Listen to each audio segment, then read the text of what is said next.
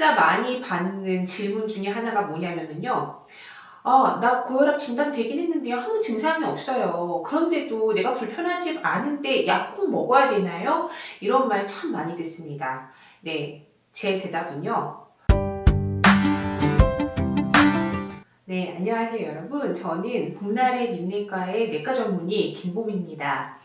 오늘 영상은요, 고혈압을 처음 진단받은 분들께 꼭 필요한 내용만 담았습니다. 고혈압입니다 라고 진단받고 나면은요, 사실 걱정도 되고, 근데 또 당장 뭘 해야 될지 너무너무 막막하신 분들 참 많죠?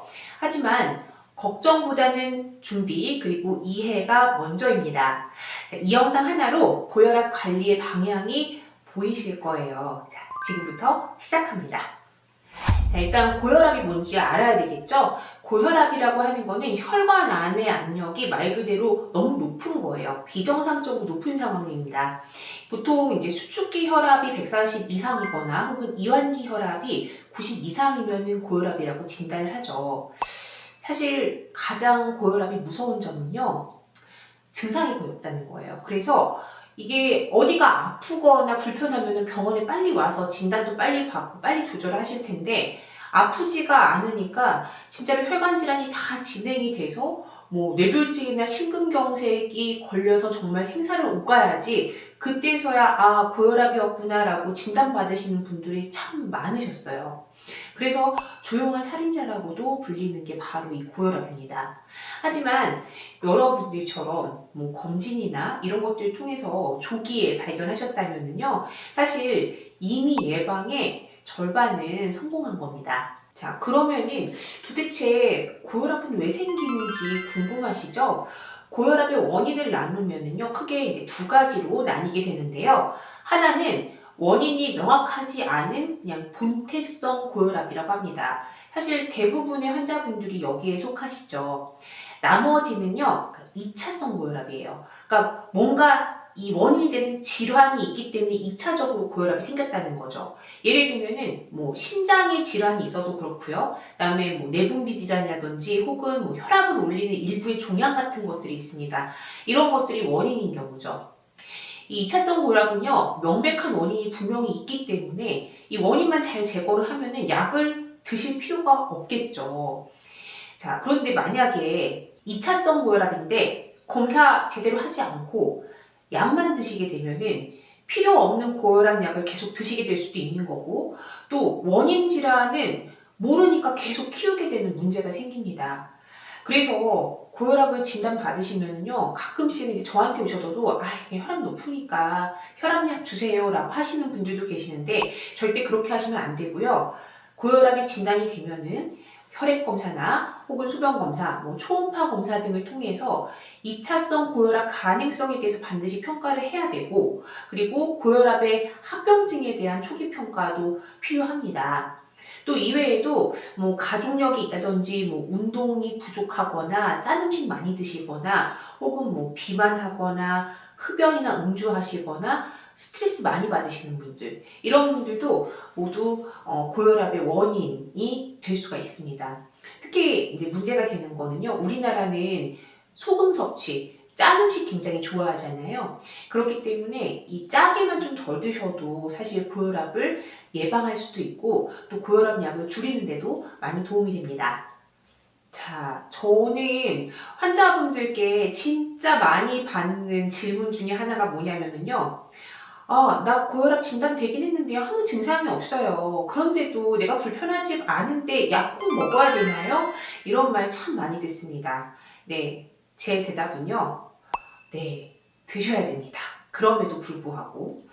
왜냐면은 이 고혈압은요, 사실 내가 증상이 없다 하더라도 이 혈압이 조절이 되지 않고 시간이 계속 지나면은 마치 이 물이 들어있는 파이프의 압력이 세면은 얘가 처음엔 괜찮다가 나중에는 막 압력이 세니까 균열도 가고 터질 수도 있고 셀 수도 있고 녹도 빨리 쓰이겠죠. 똑같아요.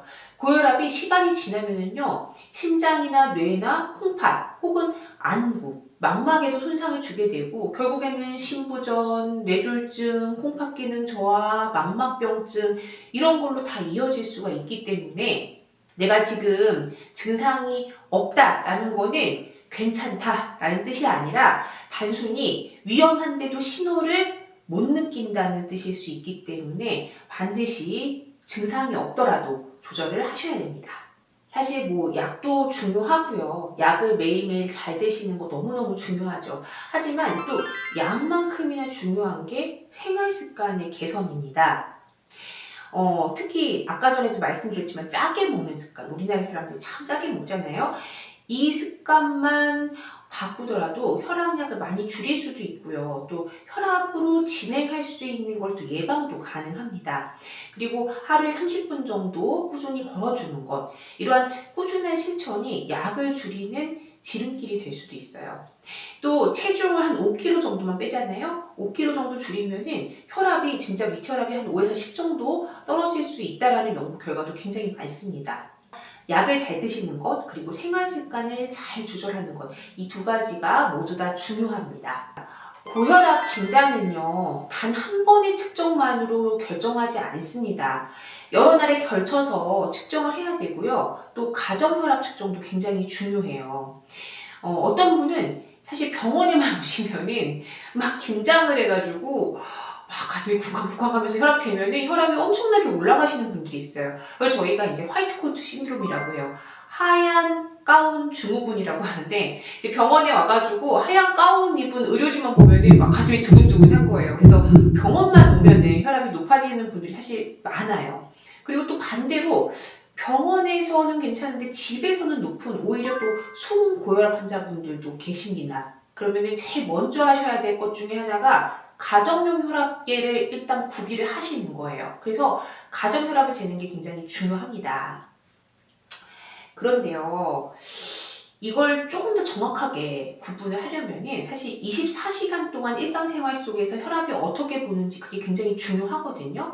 그래서 그거를 이제 저희가 뭐라고 하냐면은 활동 혈압 측정이라고 해요. 영어로는 이제 ambulatory blood pressure monitoring이라고 하는데, 이게 예전에는 이게 팔에다가 압박하는 커프를 차고, 사실 요즘에도 해요, 많이. 이렇게 하고서는 이걸 계속 하루 종일 이렇게 차고 돌아다녀요. 그러면 당연히 샤워도 못하고, 그죠? 물에 닿지도 못하고, 그리고 계속 이게 차고서는 윙 했다가 또 내려가고, 윙 했다 내려가고, 그러니까 되게 불편했단 말이죠. 잘 때도 불편하고. 그런데 요즘에는 얼마나 좋게 나왔냐면은, 반지형 활동 혈압 측정계라는 게 나왔습니다. 저희 병원 사실 그걸 쓰고 있거든요. 저도 얼마 전에 한번 해봤는데요.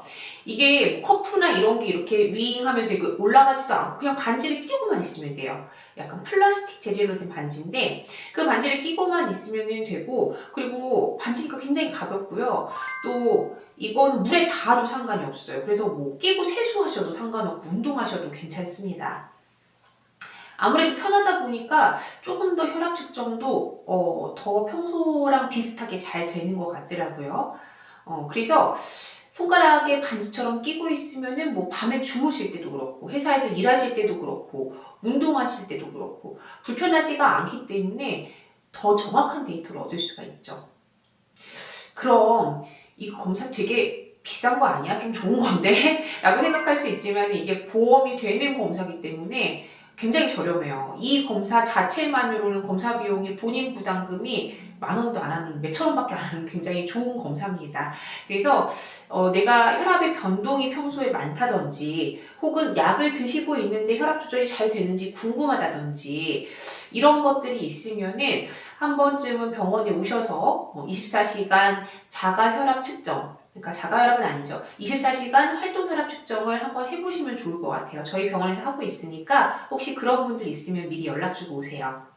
처음 고혈압을 진단을 받았다면은 사실 저는 그렇게 생각해요. 그냥 무조건 약 드세요. 그냥 떨어뜨리세요. 라고 시작하는 것보다는 일단은 진단을 정확하게 해야 되고요. 그리고 활동혈압 검사도 만약에 해야 되는 상황이면 좀 하시는 게 좋고요. 그리고 내 몸에 맞는 그런 치료 계획을 함께 잘 세우는 게 굉장히 중요합니다. 많은 분들이요, 사실 저희가 혈압 너무 높으시니까 이래저래한 위험성이 있으니 혈압약 드세요라고 말씀드리면은 환자분들이 나 혈압약 안 먹을래요 하는 제일 큰 이유가 뭐냐면은 이거 한번 먹기 시작하면 평생 먹어야 되잖아요. 난 그러느니 아예 시작도 안 할래요. 라고 하시는 분들이 참 많아요. 그럼 저는 이제 이렇게 말씀드리죠.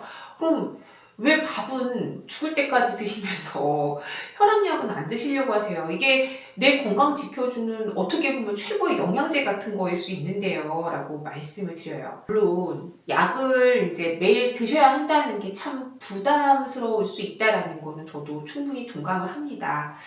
또 실제로 나이가 드시면서 노화로 인해서 본태성 고혈압이 진단된 경우에 사실 약을 끊기가 어려워요. 왜냐하면 노화로 인해서 이 혈관의 경직도가 경직이 되면서 이 혈관 탄력적이지 못하면서 고혈압이 생긴 거기 때문에 진짜 무슨 타임머신 타고 혹은 불로초 먹고 내가 과거로 돌아가지 않는 이상은 사실은 혈압약을 끊기는 어려운 게 현실이긴 합니다.